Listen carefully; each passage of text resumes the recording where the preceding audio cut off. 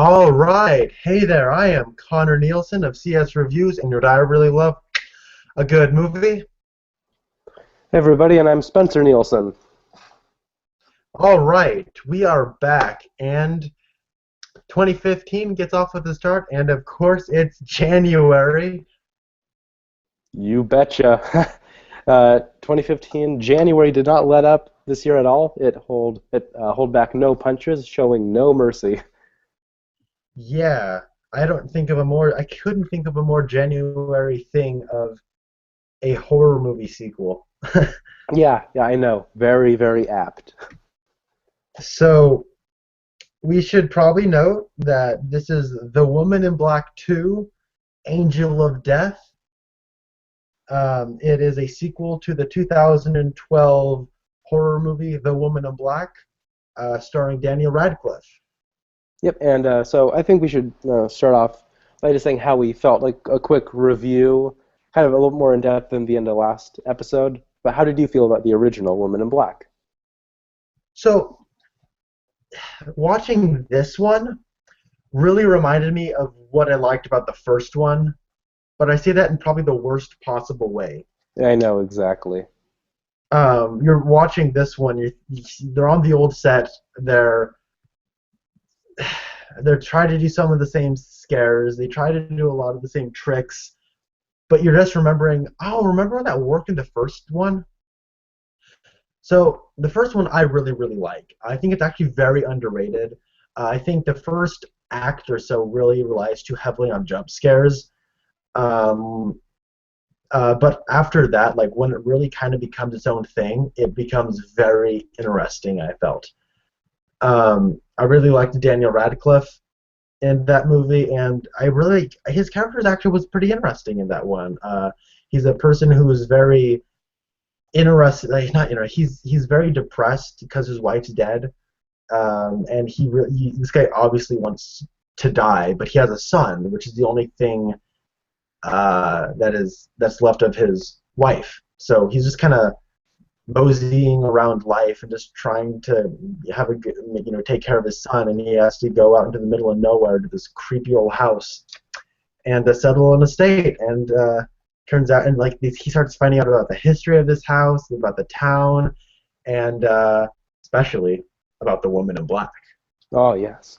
I remember, back when there was sort of like a reason, there was stakes, there was important character motivation as to why he would still be at this creepy old place.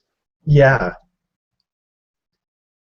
I like the whole like thing in that first movie where like you could leave, but only at certain times of the day because the marsh water would come in and just isolate you. Oh yeah, I That was completely really cool. I completely forgot about that while watching this movie. Really? Well, yeah, because they just sort of mention, oh, there's a marsh, the tide comes up. Like there's Yeah. they just sort of like mention it offhand, and it feels very out of place. Like, oh yeah, this is a sequel, right? So one thing I really liked about that first one is like it was genuinely creepy at times. There's that one scene where he's like looking through some letters, and then he's looking in all the photographs, and it's really chilly. And then right as he kind of like is getting tired, there's that wide shot of him just sitting at the table, and then like behind him, like across the lobby, not the lobby, but the entryway, you see the door open that's been locked the whole time. That was like really creepy, and it worked very well. Yeah, yeah. It's very atmospheric, and of course, a lot of the complaints about it is that it's so old-fashioned, and it just won't hold the attention of the modern viewer. And that's what I think is so charming about it. It's very old-fashioned, and it doesn't hide that. I think it's a nice ghost story. Yeah, very traditional. Yeah. Even it's just a little bit to a fault because then sometimes towards the end, I think it gets a little formulaic. Like, well, now they're going to do this because, but then sorry, it's weird. It's like it takes some conventions and flips it on its head. The character actually says, well, why don't we just give the ghost what she wants? And then they try that out. But I think uh, towards the end, I think that him being there feels a little out of place. Like now he could be anywhere, and the woman could follow him, but for some reason he's still at this house. Yeah. One thing I really liked about that was like the history it kept, like the world it built, the mythos of like this legend. It was genuinely creepy. I also really liked the setting, how they're in this old Victorian house, and the it's a period piece, and it really felt like it. It was turn of the century, and Sirian Hines is in that movie, and he is really good. Great supporting character. He kind of plays the there's no such thing as ghosts character, but he really brings like he's not a stereotype. He's just a man who is firm in his beliefs that there's no ghosts, and I like that. And there's some really like again creepy moments. I keep saying that, but I just remember walking out of that movie just creeped out, and I was just like pumped because I was like that was a good experience. And we're probably gonna go into spoilers of the first movie because Yeah. this is a sequel. But like so if you should watch the first one if you haven't, I would recommend checking out. I know a lot of people don't like it, but I really like the first Woman in Black. But at the end, he helps the woman. He tries to help the woman reunite with this Nathaniel, who was the woman's niece, but she raised him like a son, and then the woman was jealous that um, that her sister, the boy's birth mother, had like taken the boy away from her, and so she's like a vengeful spirit, and now she's angry. She tries to kill everyone's children because she couldn't have her own child. Yeah, she takes children away from people that have theirs because she never had it. Makes sense for a ghost, you know? Yeah, nice ghost. And so in that one, the woman finds Daniel Radcliffe's child when they're coming to visit the countryside, and they think hey, we gave her the body of her child, and we think that might have transferred his spirit so that they could be together. Um, and then it turns out, nuh-uh, she ain't taking none of that. And what she does is she like possesses or like She lures, like hypnotizes. yeah, she like hypnotizes his son to walk in front of a train, and then like that moment where all the sound cuts out, and, like the music in that movie is really good. You just hear the da da da da da da da da ba-da. As you see like the train thing coming, and then Daniel Radcliffe like jumps out into the things and tries to save his son, and then they both die. But then they see the Daniel Radcliffe's wife, the boy's mother, and the boy never knew his mother because she died giving childbirth, and It made sense. It finished the arc. it did. It was a nice macabre sort of ending where it was like, yes, he died, but he's more happier in death than he was in life. Now they're all together. Because at the Yeah, they're beginning all they together, say, and the woman's like, huh, well, that didn't work. And the ending was perfect where the woman just like breaks the fourth wall and just looks at the audience. That was perfect. yeah, yeah, that was really cool. Uh, so that's the first one. Pretty good. Check it out. We made a review of it a while back.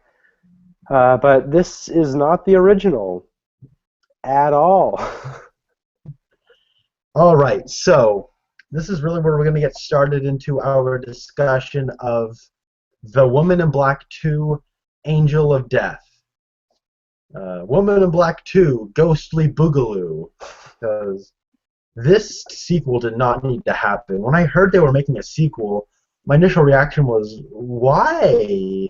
I mean, the first one was sort of like made a profit, and that was really just kind of because Harry Potter was in it. But I don't know why they wanted to make a second one. Um, You know, but yeah, I thought it was very unwarranted. it's Hammer, Connor. What? I said it's this is produced by Hammer, so of course they're gonna make sequels. Oh, yeah. Um, oh yeah. But yeah, so this one uh, so far like with with the story in this one, what it doesn't make sense because the first one it's very old school, so there's like no lack of technology. It feels very old fashioned. Everyone, if you like, he feels stranded at this house.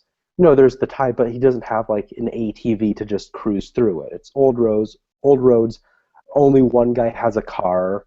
And I liked that. Yeah, it That was was really cool. Like he hitches a ride from like the a really really rich guy who has like the only car in town, and and like even then it's an old car, and so and the house is it's an old house even for this Victorianish time, and then but this takes place during World War I when London was cute. getting the crap.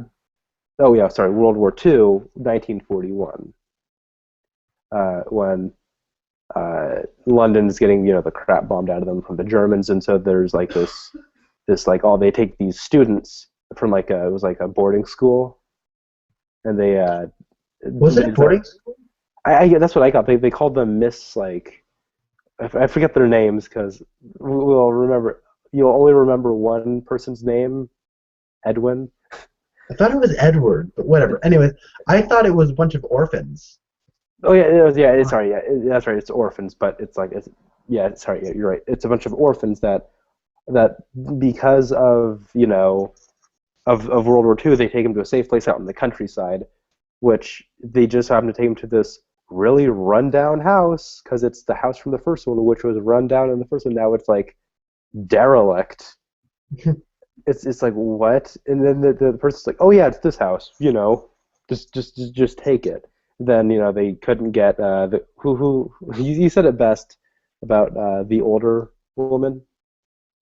Oh, we're like we couldn't get Maggie Smith, so let's just get a bunch like this woman who we can make look like Maggie Smith. Yeah, she looks like diet Professor McGonagall. It's really funny, but so they just kind of dump these kids at this really like it's awful, and then they say, oh, you'll be safe here. And the thing is, now they have cars and stuff to get out of this house. There's no stakes. They could stay anywhere on this countryside. There's no connection for them. There's no reason for them to stay here, even after bad stuff starts happening. And then when bad stuff starts happening, they just say, "Oh, well, it's all in your head. You're dumb. There's no such thing as ghosts." Another thing that really like irked me about this was the woman herself. Oh, yeah. I Uh, think we should just right now open up the can of worms that is the woman from this movie. You okay, start. so I got a like big bone to pick with this one because let's think about it. So in the first one, you felt her presence. Like even when she wasn't around, when you're in that house, you're never comfortable. You're always feeling her presence. And she was scary. This time around, she's boring and just really more annoying than anything else. So in the first movie, she was taking the kids away as a way to punish the parents. You know what I mean? To make the parents miserable. And this one, I don't think no one really thought this through very well. So in the first one, they were thinking, well, there's Harry Potter, and he has a kid. So at the end, he's trying to save one kid. Well, we got 7 kids now, so there's more kids we need. Seven, like way more than seven. No, I thought they said it was 7 a couple Oh, times. oh, okay. Yeah, they have 7 kids now. So it just kind of felt like we're turning it up to 11. We got 7 kids now. Now we can kill 7 kids. It's like a really bad slasher movie. You Yeah, know? yeah. Forget dead teenager movies. You got dead orphan movies. Yeah. Um, Another thing that actually we should probably like talk about this is we can be like as snarky and sarcastic, in this review as possible. But let's just like get like this is more boring than anything else, and more than anything, this movie made me mad. Yeah, yeah. The thing, I just want to talk about like well, before we talk about like our theater going experience itself.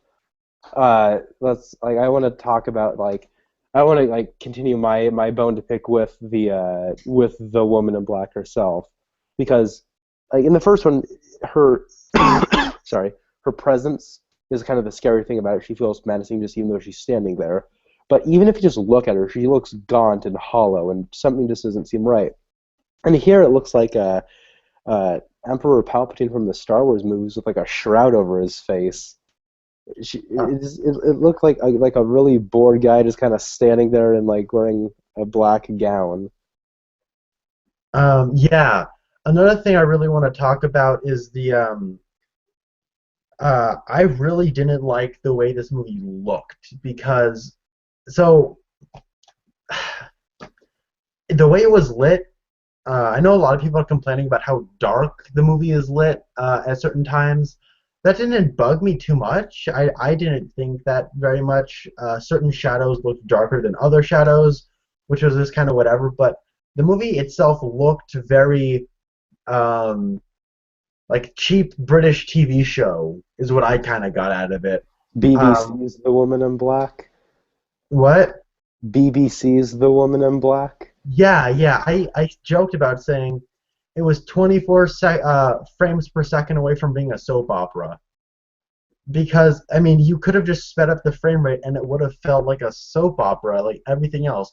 Jeremy Irvine's in the movie as this pilot, and I guess we haven't even talked about the main character that I really have an issue with, which is her name is Phoebe Fox, and she does a decentish job. I mean, she does the best she can with being in a January horror movie sequel, but outside of that, like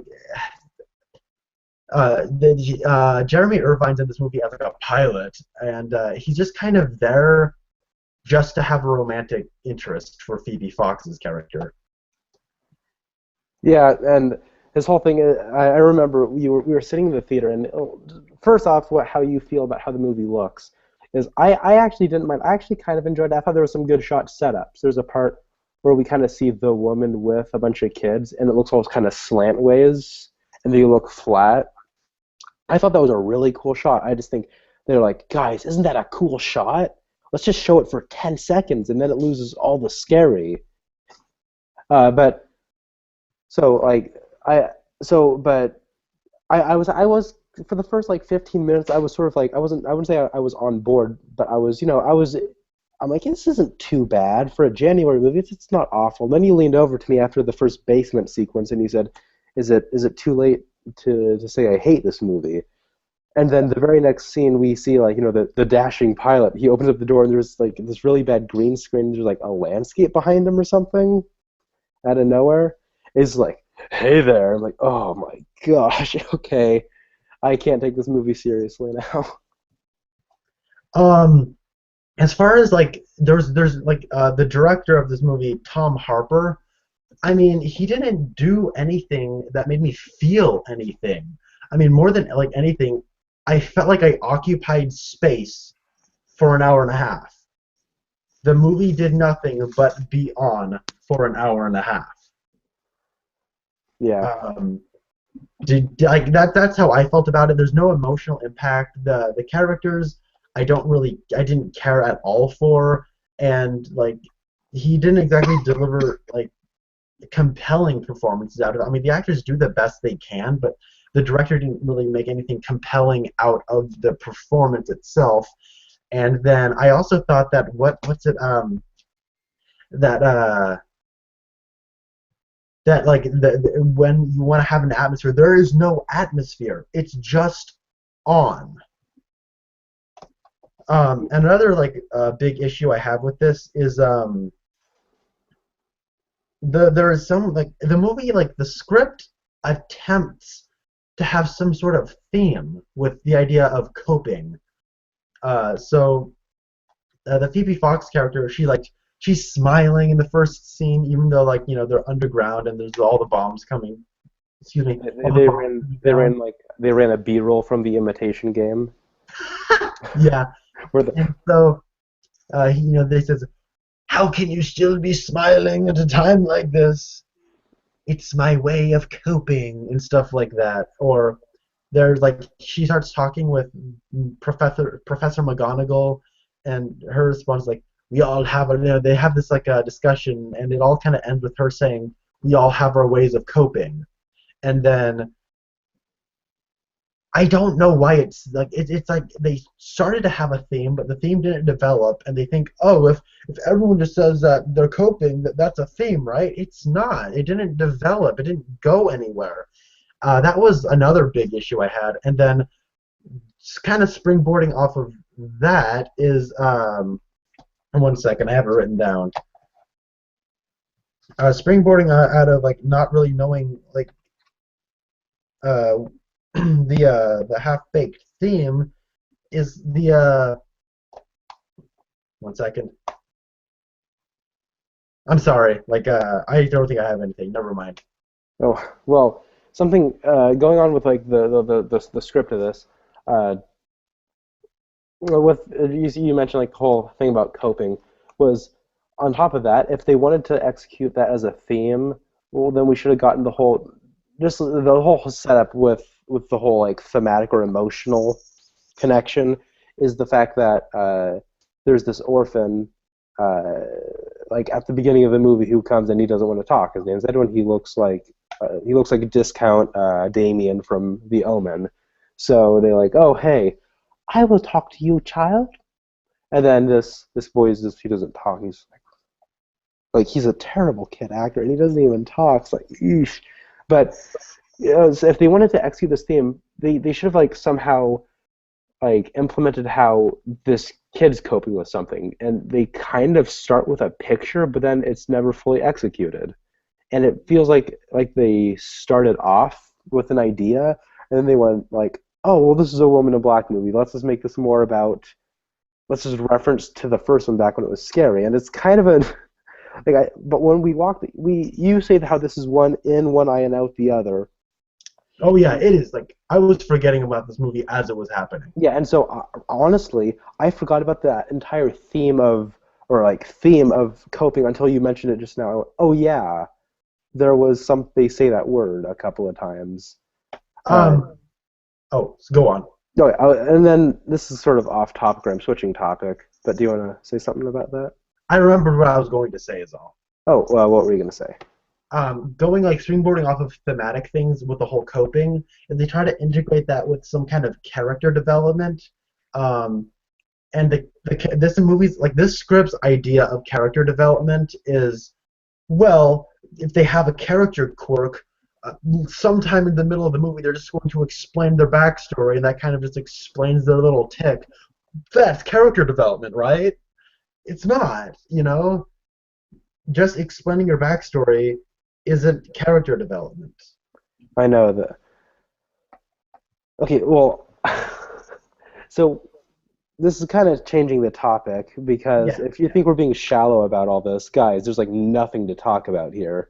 It's so shallow. But just comparing this again to the first one, because I mean, what else are we gonna do? Uh, that's how little we're kind of given here to talk about. Is what I loved about the first one was the opener. Do you remember the opener of the first one, Connor? Is that the one where it was like the white mist, and then you kind of see like images coming No, from there? no, it's the kids playing with toys and having a tea party, and they all Oh just my stand. gosh! Yeah, I totally. Oh my god, that was creepy. That was Yeah, a good like one. that is the opening, and I forgot to tell you about this, but like I just remembered like that was the opening. It's shocking, it's creepy, like it sets up whoever this woman in black is. She's a force to be like reckoned with. Beware the woman in black. It worked, uh, but it was still filmed traditionally, and it was like, it just ran like chills up my spine. It was really neat, and you know what the opener for this movie is? It just shows a bunch of they played a B-roll from the Imitation Game where they're all down in the subways, and then they're all kind of sitting there, and then they say, "Oh, why are you smiling?" I guess it's just my way of coping. Roll the credits. The woman in black. It doesn't even bother to set up an atmosphere. It just so then it dumps us at the house and it's like, don't you feel it? Don't you feel something? And we're like, no, we just feel. We want to know these characters that we will never really get to know. Yeah, and the movie is really short. It's really boring, and it's really shallow. Like those are like the kind of the three big problems. And when you talk about that opening, it really made me feel that's actually kind of the perfect opening. You watch the opening, and that's what you're going to get for the rest of the movie. It's just kind of people in dark dark sets in period piece clothing, just sort of talking about superfluous things. Um, I guess like the last item on my checklist of talking about this movie. So we've already talked about how boring and dull it is. We talked about the half-baked themes. Phoebe Fox, she's pretty good.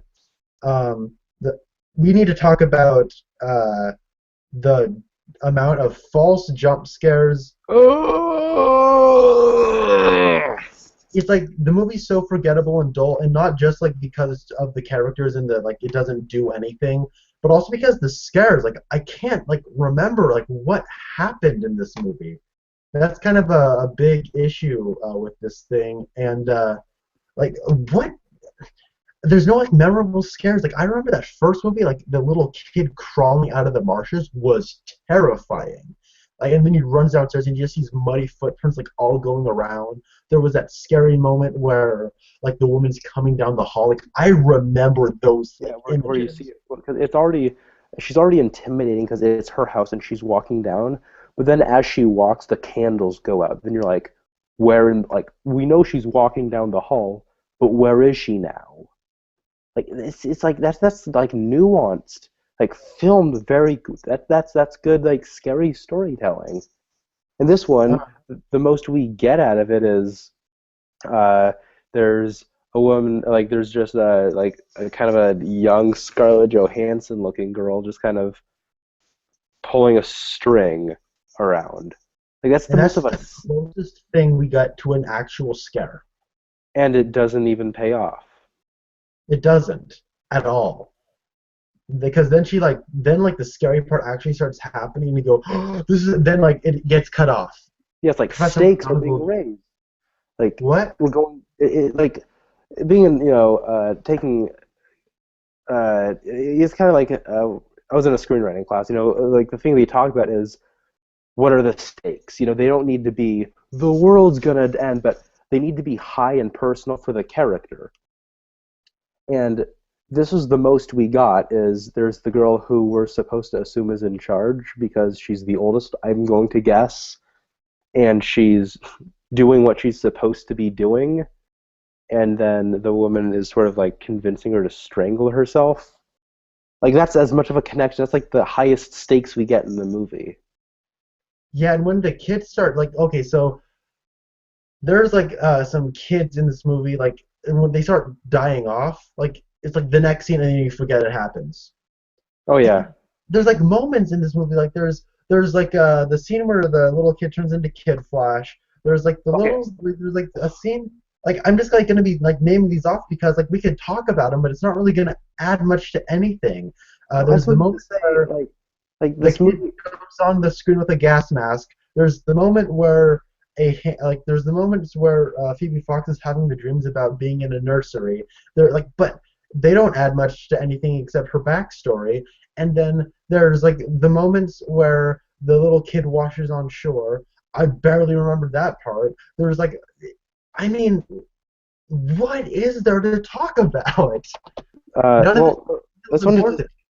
I wanted to talk about two things was the theater going experience and then also I wanted to talk about Kid Flash part, but uh, in this movie there's not a whole lot of so funny. Like towards the end, kind of started laughing because I mean it wasn't like Legend of Hercules caliber so bad it's good. It was just sort of I was almost like laughing because of how sad it was. It's such a departure from the first one.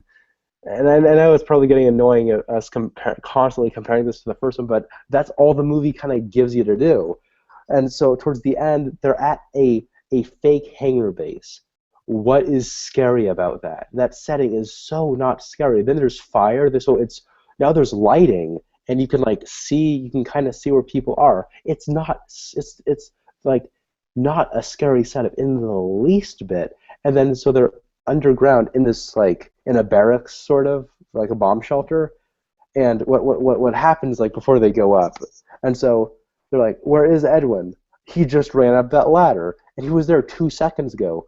So we're supposed to believe And this. you mean like actually two Yeah, seconds? actually 2 seconds. Like, sorry, 2 to 5 seconds. That window of time, and we're supposed to believe he walked across the room and went up this ladder, and he's a short, round kid, kind of roundish, he's a little pudgy, and go up this ladder and then have enough time for somebody to go, where is he? Oh, they just cleared that ladder.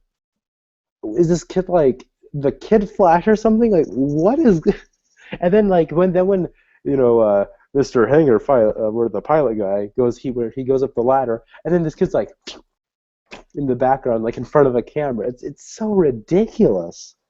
I know the woman next to you, and Yeah. you just started laughing. Yeah. Okay. So what happened was, then I want to talk about the theater going experience because the first theater we like when we saw the first one in theaters, that was a great experience. It was people about our age, a little bit older, and they were talking a little bit. I mean, they're teenagers at a movie, but they were engaged at least. And then this one, we were surrounded by a bunch of middle schoolers, and they wouldn't stop talking. But like two seats over, there was like me, a blank spot, and then there was this girl, and then next to her was I'm gonna guess her boyfriend. And then she was kind of talking, and then every time something scary would happen, she was gonna go, "Oh hell no, oh hell no," and then she'd kind of start to retract. But then she was like, "Oh, nothing happened." And then halfway through, I heard her say, "Man, this movie sucks." and then uh, and then during the hangar, like at one point, I think it was at like the climax or like where they're at this fake hangar set because it turns out that the pilot isn't really a pilot, and then he just goes into a backstory, and then and then she's going like, then she starts laughing. She goes, and then I look over at her and she goes like, "Oh no, I'm sorry," and then I went, "No, this is funny," and then we both started laughing. Yeah, so I don't really know where else to go other than like the last thing I want to say is like you're constantly being reminded of the first movie. Like, hey, this is like the place where they have all the little dolls and they have the little monkey and they have the Jack in the Box and they have the little like thing that you like the little lampshade that you can spin to see the pictures. And like they're kind of like walking down the old sets and you're just constantly reminded, oh, remember when this was scary? Oh, remember that when that was in the first movie and it was scary? Oh, remember that when that was in the first movie? Remember that when that was in the first movie? And then, like, all this movie does to justify it being a Woman in Black sequel is they just changed the mythos. Oh yeah, I was yeah, like like they're it's just this very contrived part where they go to the You village don't and need no to one. explain the whole thing, though. All it does is it takes a detour for about 15 minutes and just explains, oh, yeah, Yeah, remember the yeah, kid from. but What? they're just like they're in the car. Oh, I just found this note, and then they read it out loud. Well, gee, that's frightening. It sure is. Now let's just move on. Exactly. It just says, "Oh yeah, remember Nathaniel? Like I think his last name was Hawthorne. You know the kid that she actually No, raped." no, Nathaniel Hawthorne is an author who wrote the Scarlet Letter. Oh, my bad. That's Nathaniel, the little kid the woman raised, and then it was taken away from him by his birth mother. Well, that was actually her son. It wasn't her nephew. Okay, now we can move on. Wait, what? Now the first movie had just rode the line of being a little contrived, but also like kind of had that old school ghost story feel to it. But this time it was like it draws into question like the woman's motivations. It was really, really, really annoying, really stupid, really confusing. I hated this. Like, okay, it's like I don't care enough to hate this movie. Yeah, it's so passive. It is. It's very passively boring, and you forget about it while it's happening. That's all I have to say about the movie. Yeah, don't see it. If you liked the first one, don't see it. If you didn't see the first one, watch the first one. Don't see this one. It's Exactly. all right. Yeah. Any final thoughts? Is that it? No. The sooner I stop talking about this, the happier I'm gonna be. All right. So, what would your final score for this be? I'll give it a 3. Yeah. There's some decent ideas for shots, and Phoebe Fox is decent. Jeremy Irvine he's fine. Whatever. This movie's just so bland, forgettable, boring. Yeah. I think I'd give it a 3. It's boring, passive.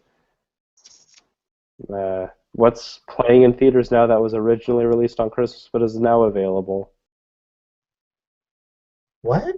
I'm asking you, like, what other movie would people should people see that was probably released on Christmas, and now they like yeah, go see Big Eyes. Yeah, Big Eyes was good. Um, Go see The Imitation Game. That was great. Yeah, I'm not a big I'm there's not like even a big Benedict Cumberbatch fan, and he was excellent. He should get a Best Actor nomination. yeah, so Woman in Black 2, The Angel of Death. Why is it called that? Who cares? Horror movie subtitle. Don't see it. It sucks. Okay, next week we're going to be talking about Taken 3. I have not seen the first two Taken movies. That's going to be my homework.